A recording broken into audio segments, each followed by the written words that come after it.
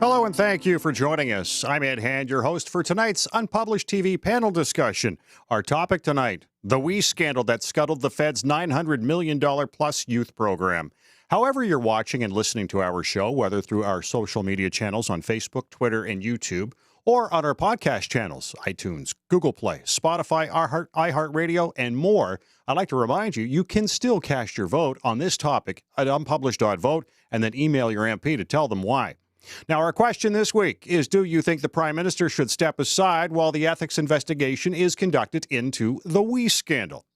At Unpublished.vote, you'll be able to find the podcast as well as all the research to check out on this issue pertaining specifically to the WE scandal. So let's get started. Tonight's panel guests, former Liberal MP Dan McTeague, Nelson Wiseman, political science professor at the University of Toronto, Christian Bork, the executive vice president of Leger Polling in Montreal, and Michael Bosserque is a global affairs analyst based in British Columbia. And reflecting on our Unpublished.vote question, gentlemen, 85.4% felt the Prime Minister should step aside.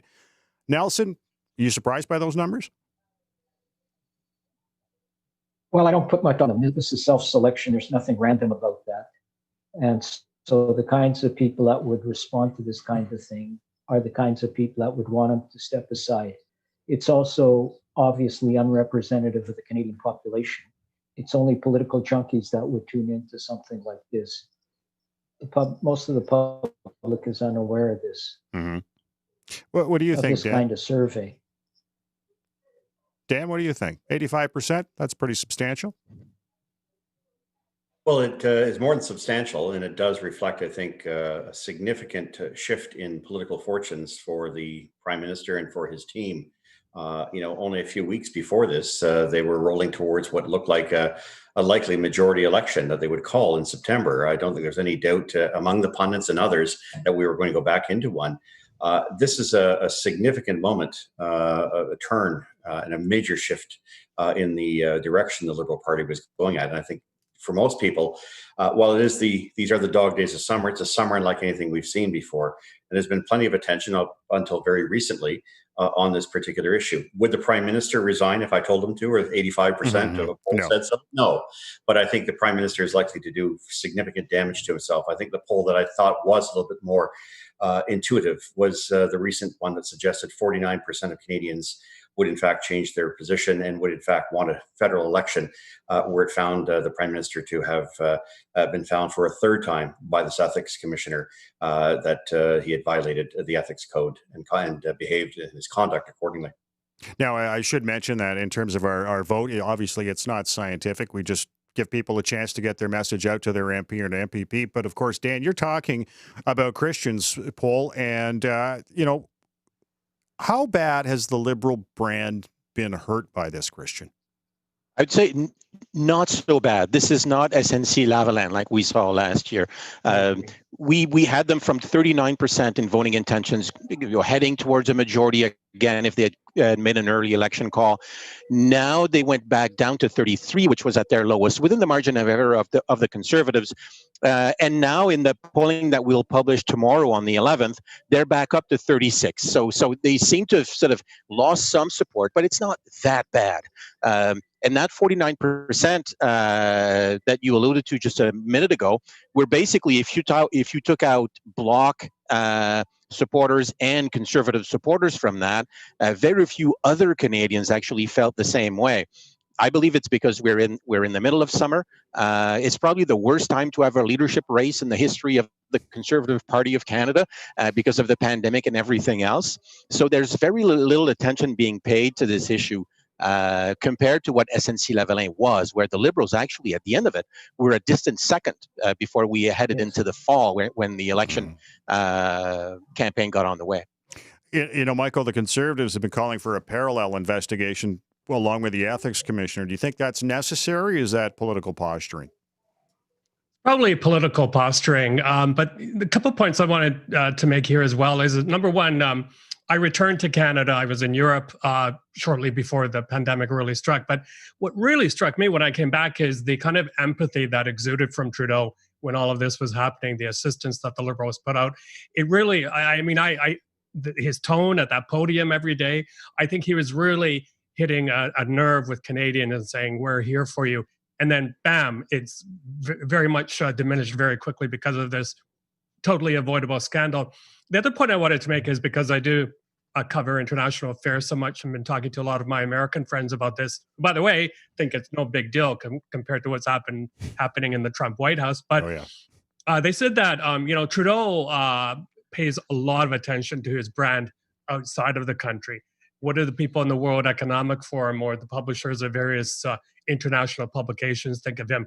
And I think this has taken a blow to his international image, not only this scandal, but the previous one as well. And just to wrap up on this segment, to give you an example, I think his diminished brand is partially responsible for Canada not winning that seat on the UN Security Council, because I think politicians are beginning to figure out there's a gap between what Trudeau actually promises and what he's actually able to deliver on things like peacekeeping and climate change. And I put that in my CNN op-ed very prominently. I think it's really important.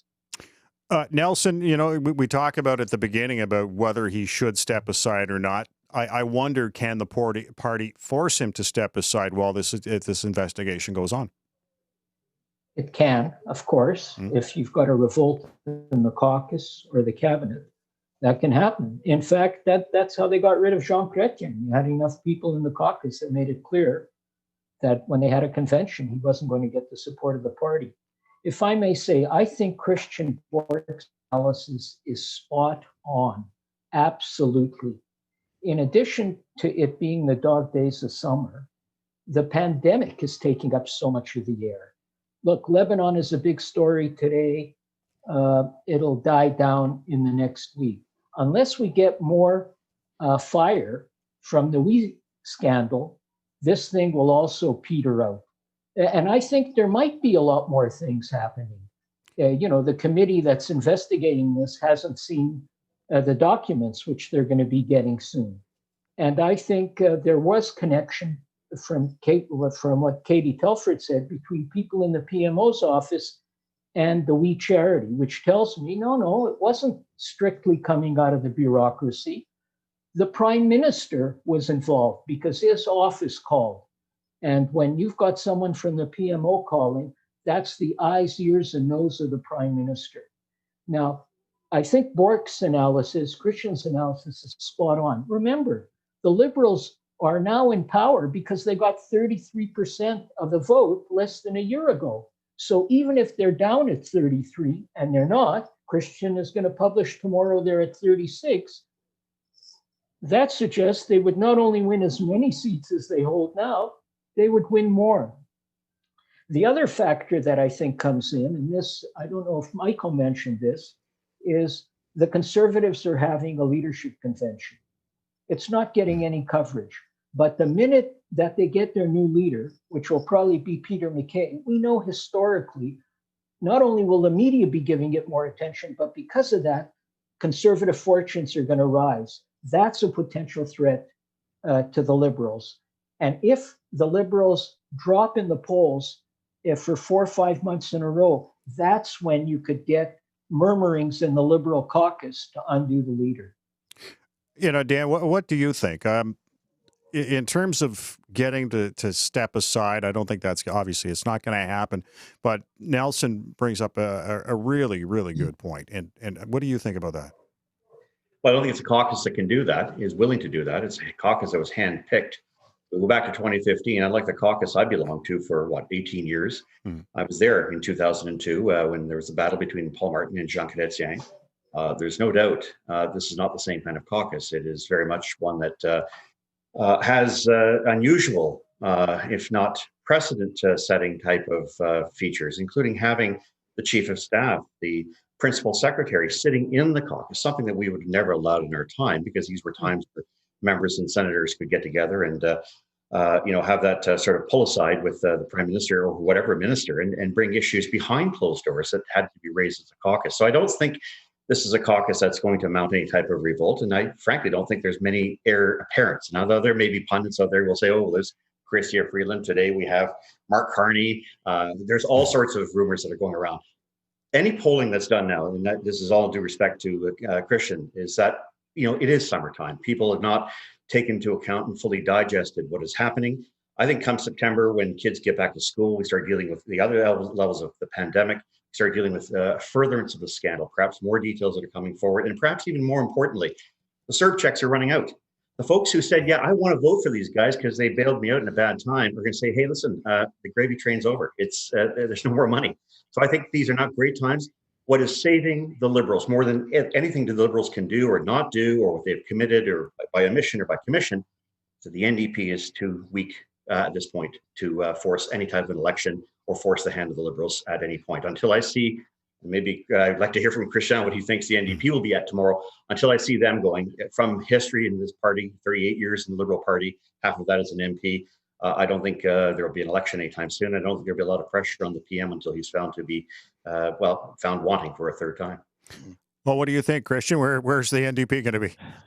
Well, they're in between sort of 17 and 20% now for the past 4 months. So the dials are not really moving for the NDP. But I should have added as well that things are not so bad now for the Liberals. However, what we do not have yet is a new Conservative leader, because again, the media will start paying attention to that new leader once elected. And the second thing is, if the Ethics Commissioner actually lays blame in a report against the Prime Minister of Canada, this would be sort of 3 times. I mean, and all the rhetoric about 3 strikes, you're out.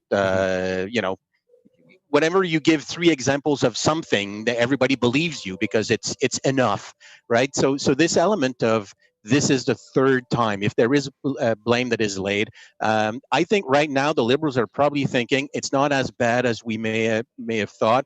But I believe, I'm certain that they're really scared at the perspective of the next election, because of all of this, regardless of how not so bad it's going right now. We've got a question coming from a viewer on our Facebook page. Adding to the other ethical infractions committed by Trudeau, is this enough to get him to step down before the next election? What do you think, Michael? Well, I think it's enough for possibly a caucus revolt, if you want to call it that. I think a lot of members must think that Trudeau has become more of a liability. I think what may play into that as well is his testimony, where he, out of the blue, said, well, actually, I slowed down the process. I pumped the brakes because I wasn't so sure about this. So that kind of came as a surprise. But I agree, we're in the summer doldrums. But having said that, a lot of people are spending more time at home because of COVID. The other thing we have to mention, and her name was brought up already, is Chrystia Freeland.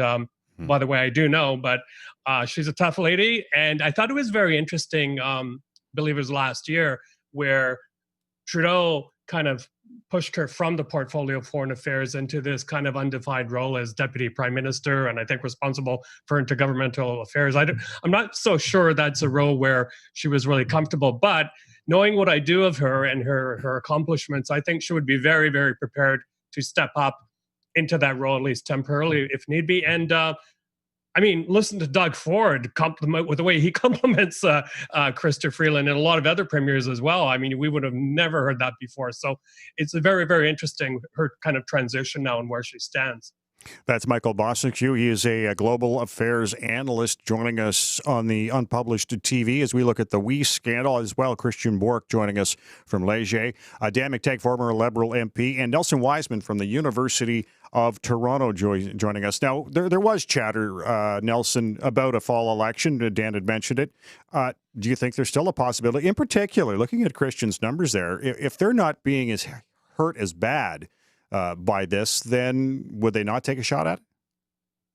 No.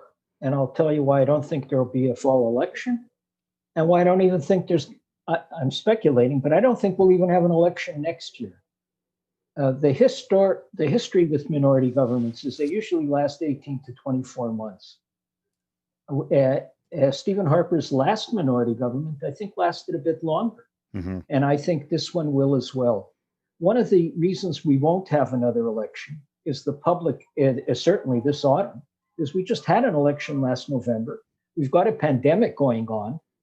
The parties don't have money to run an election, what it costs now. And whoever causes an election is going to be blamed for an election. So Trudeau isn't going to have Parliament dissolved. and the other parties aren't in a position to bring them down. Indeed, I found it very revealing that Andrew Scheer said at the height of the scandal 2-3 weeks ago, no, he was going to leave the decision to the next leader.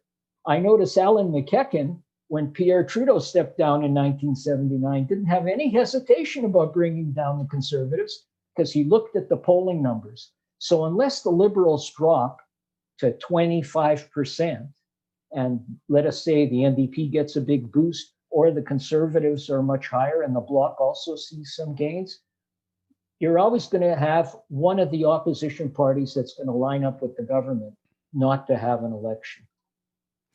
Dan, I'm wondering, this is the third time the ethics commissioners had to investigate Justin Trudeau. Is this on Trudeau, or as we've heard Charlie Angus say, maybe it's the staff is not keeping him away from touching all those hot instruments?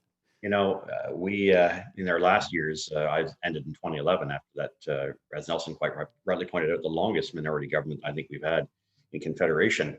We ended with that scandal still dogging us, the sponsorship scandal. And during that period of time, no MP, no minister, not even the prime ministers, Martin or Chrétien, even under the inquiry, were found to have been involved with, some of the activity that brought that whole thing about. And yet we were punished for it, and we continue to be dogged by it. My sense is that this is immediate and very close to the prime minister. And that's what makes this so different, is that he can't turn around and say this is about his caucus or it's about the Liberal Party or someone fouling up. The proverbial buck stops with him. And I would think that while an election may not be, quickly obvious, I think the other thing that's got Liberals definitely staying up at night would be the how quickly we can get out of this economic slump, because no party survives very well in a tough economic environment, whether they cause it or not. As we saw in 1981, when I was a young intern with Paul Cosgrove, the housing minister, and we had 24%, 3% interest rates. Some of us here will remember that. But I think the government has to be very concerned about that. So a scandal on top of it, tough economic times, no matter what the narrative might be. After this election in the United States, I think you're going to see the moves are going to be very, very quickly heading towards an election, which I suspect could be as early as winter or spring. Christian, I'm wondering, when we take a look at this, the survey that you've got coming out tomorrow, the poll coming out tomorrow, 36% the Liberals sitting at, I'm wondering, where is the support pretty well concentrated for them? And have you seen any shifts in that since the last time you did some numbers? No, actually, and since the start of the pandemic, the Liberal fortunes were actually sort of improving. But basically, if you looked at the map in terms of where they get their support, it's largely they still have a not a comfortable, but a sizable lead in Ontario. They're sort of neck and neck with the Bloc Québécois in Quebec. They still lead in the Atlantic provinces. They're still behind in Saskatchewan and Alberta. It's pretty much the same map as the actual result of the last fall's election. So from that perspective, there's nothing seems to be shifting, or nothing suggesting that there's a shifting tide for the moment anyway, in Canadian politics. Plus, the question before we actually get into voting intention is, are you satisfied with how the federal government is handling the pandemic? 76% of Canadians say yes. So there's, I think it sort of protects a little bit the Liberal brand, but also the Prime Minister in this sort of during this scandal. The fact that on the other hand, people feel that they've done okay. Mind you, when we get into next fall and into the next budget, then the issue of the elephant in the room, of the deficit, will come back again. There'll be other things that will come back to plague this government that we don't see now. And that could have play a major role, maybe in the fall, but certainly next winter, of course. All right. Now, Michael, would you say this is bigger than the sponsorship scandal, or no? I don't think it's bigger, but I think it fits into the kind of narrative about the Liberal Party, is that they see themselves as kind of almost above the law, that they're, when they need to, they turn to dirty politics. And this is something they could have avoided completely, but now it continues to haunt them, because I certainly made that connection in my mind when I was writing this piece for CNN. The other thing I wanted to mention, if I can, is the other kind of growing scandal, if you will, is Gigi Payette, the Governor General's and kudos to CBC News for breaking this. But I think there's going to be a lot more coming out of that. I think it really puts into question the Prime Minister's ability to find good people to hold such a high post. I mean, did he not even interview and ask her, are you afraid of the public? Or, are you ready to take on this very, very public role? So that will not help him. And then what the other panelists said about the coming economic pain, I think once those payments run out, people are going to really start to feel the pain. I got to tell you, I think we're in for a very, very tough economic ride. I took a walk through Vancouver International Airport the other day. My goodness, it was like a morgue in there. There was no one there almost. And this is kind of emblematic of the state of the travel industry, which is very, very important for Canada, the state of business travel. I don't see it coming back anytime soon. And I hate to say it, guys and ladies and gentlemen, but I think things are going to get a lot worse, not only here in Canada, but globally before they get better. Even here in BC, the past couple of days, we're not seeing a resurgence, but a bit of an uptick in numbers. And yeah, I feel very bad about that, sorry to say. All right, Michael Bosserque is joining us on Unpublished TV as we discuss the We scandal. He's a global affairs analyst. Christian Bourque is with Leger Marketing in Montreal. Dan McTeague, former Liberal MP, and Nelson Wiseman is a political science professor at the University of Toronto. And Dan, we've talked about this before. When you decided to leave the Liberal Party with him as leader, what was it that pushed you away? Was more concerned about his lack of competence, and I don't mean that in a negative way or to take away and be disrespectful. I just didn't think he had the right stuff. I'd worked for his father, and I'd worked for a number of other leaders since, but there was certainly the only thing the Liberal Party had, and it's an important one, was the name. Had his name been Smith or McTeague or Wiseman or Bosserque or Book, it could have been, or even Ed Hand, I don't think he would have won. Having said that, I think the performance hasn't been exactly great. I mean, he certainly has a good following. There's no doubt. It's a strong following, particularly among women and younger voters. Always important in election when they come out to vote, particularly the youth. But I also think that there's a lack of seriousness, and we haven't seen that emerge yet. We haven't seen a leader who has a vision for the country. Perhaps we're going to see one now as a means of deflecting away from this. Again, I take a lot of interest in his sudden re-interest in Mark Carney. I'm not so sure if that's a signal that he wants to replace his finance minister, perhaps his heir apparent at some point down the road. I'll leave that to folks who know that a lot better than I do. My sense, though, is that for most people, it's starting to grate. And I think a lot of people are starting to say this is not the kind of leader that we want, especially in difficult times.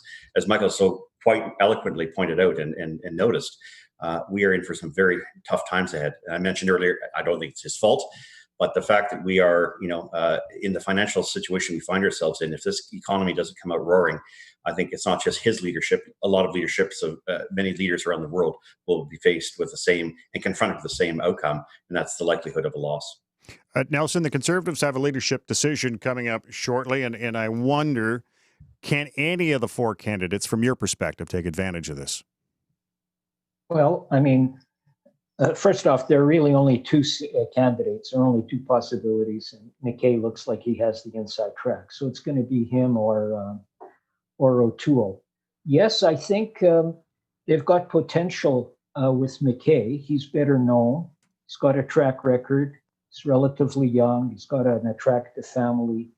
The challenge to the Conservatives is that the Liberals are the default option for the largest numbers of Canadians. And I think Christian's polls substantiate that. And I want to say, I think all the panelists are just making really excellent points about what's going on. The one thing I would, I'm interested in political history, and I'm intrigued by Dan's analysis. When we look back to the sponsorship scandal, the main point I want to make is that the public has a very short attention span. And that's why the We story is already fading. It's not, of course, it can come back and bite. And we would like to see, we're interested in politics. It'll be interesting for us. But when I think back to the sponsorship scandal, that is not what defeated the Liberal Party. Although that's the analysis you get out there. if you go back during that 2005-2006 election, the Liberals were actually heading toward majority government. Mm-hmm. What undid them is that on Christmas Eve, Zaccardelli, the commissioner of the RCMP, said that they were investigating the finance minister, Ralph Goodale, and his office because of a leak. Because that came from another source and people trust the police, it completely changed the narrative of the campaign, and it underlined and underscored what the Conservatives had been saying. And after Christmas, whereas the Liberals led every single poll, I think 54 in a row until Christmas, the Conservatives led every poll after. So what will trigger the next election is, and will shape it, is something that happens very close to the election. And we're not close to an election now. Yeah, Christian, I'm wondering, we just talked about the Conservative leadership. Did you do any numbers on who were favored? Yeah, it's not that recent. What we're publishing tomorrow is basically who would you vote for if McKay was the leader of the Conservatives, and alternatively, who would you vote for if Mr. O'Toole was the leader of the Conservatives? And what we found is that it had barely any effect on the numbers. When we actually ask who would be the best leader of the Conservative Party of Canada, Mr. McKay is always ahead. The reason why is that usually people that would not necessarily vote for the Conservatives tend to give a thumbs up to Mr. McKay, which is not the case for O'Toole, where it's mostly people inside the Conservatives liking that candidacy. So from that perspective, I do believe, like Professor Wiseman, that Mr. McKay has an edge because he's somewhat popular among some liberal supporters and even some NDP supporters, mostly out east. So Ontario moving east in the country. You would figure maybe the NDP could make up a little ground in a situation like this where the Liberals are stinging a bit, but they don't seem to be able to do that. Well, the Liberals are spending like an NDP government. Yeah. Well, if you're an NDP supporter, basically you're giving thumbs up left, right, center right now for the management of the crisis that the Liberals are doing. You know, Michael, I'm wondering if the ethics commissioner finds Justin Trudeau did violate the law, do you think he will step down? I don't think so. He'll probably come out again and say, I'm sorry, I won't do it again. But again, pointing to I don't mean to over-promote my CNN piece, I ended that with saying that if he has to step aside temporarily, maybe it will give him time to reflect on his attitudes, on his actions, and come to the realization, you know what? You say sorry too many times, people won't believe you. I'd also say that they're also vulnerable to external factors. As a global affairs analyst, I keep an eye on the world, obviously. And I think what may also come to threaten their position is also what's happening, for example, in Hong Kong and China, how the Meng Wanzhou affair plays out, the two Michaels and the other Canadians who are sentenced to death row. Chrystia Freeland, with all due respect, and the Prime Minister, they love to talk about the rules-based multilateral world that we live in. But you know what, guys? It's a tough playground out there. China, Russia are up on the rise. They're becoming very, very aggressive. And we have to come out of that little sandbox a bit differently and come out swinging, in effect, because otherwise, I'm afraid, Canadians will be even more threatened when they go overseas. So that's something that their foreign affairs, handling the foreign affairs file needs to be a little bit more savvy, I thought. Yeah, I do agree with that, Michael. Having been there and having worked on those kind of, you do have to punch above your weight and be creative. But yes, I think we have to show a little bit more teeth and be perceived as such. I'm going to go back to what Nelson had mentioned on the history in 1974, when Keith Davey and, of course, others were responsible for bringing the party back from what had been a near disaster in 1972, winning by only 1 or 2 seats. That back then the NDP was very much antagonistic, or seen as antagonistic, and the Liberals were able to frame that. That's not going to happen this time. And I think for the Liberals, the big problem I suspect is they're going to be seen as long in the tooth, too many errors, and for that reason, a new leader. He is not going to be perfect, but he's far better known than I think any Conservative I know of today. If he does manage to pull this off, it could be a very interesting race, and one that'll be very much focused on, and I think one mentioned here, Eastern Canada, as opposed to someone from Saskatchewan fighting someone from Quebec. I think it'll make more of an interesting race right here in the GTA. All right. Well, gentlemen, I want to thank you for joining us on Unpublished TV. Once again, a great conversation. Our panelist, former Liberal MP Dan McTagg. Christian Bork is with Leger Marketing. Nelson Wiseman at the University of Toronto, as well as Michael Bossaque. He's a global affairs analyst, and as you heard, did his opinion piece for CNN. There you go, Michael. I want to thank you for watching. And coming up next week on Unpublished TV, we'll discuss Canada's relationship with Saudi Arabia following this week's bombshell that the kingdom sent a hit squad to Canada to take out a former high-ranking Saudi official. I want to thank you for watching Unpublished TV. Stay safe. I'm Ed Hand.